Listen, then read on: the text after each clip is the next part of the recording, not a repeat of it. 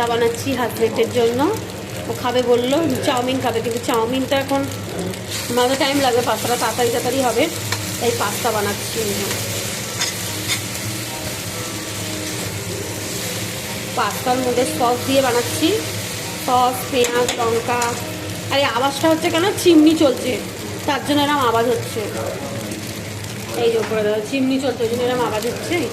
এই যে পাস্তা আমার রেডি হয়ে গেছে, এবার দিয়ে দেবো।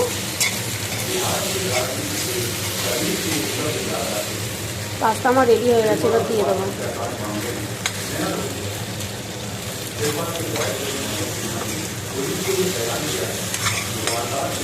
আমি কোথাও গেলে না, আমি কোনো গ্যাস জ্বালাতে পারি না। আমাদের গ্যাসটা না এরকম ফায়ারিংয়ের গ্যাস, জাস্ট এরকম টিপলে চালু হয়ে যায়। কোথাও গেলে আমার এত প্রবলেম হয় না, কি বলবো, গ্যাস ফ্যাস জ্বালাতে পারি না।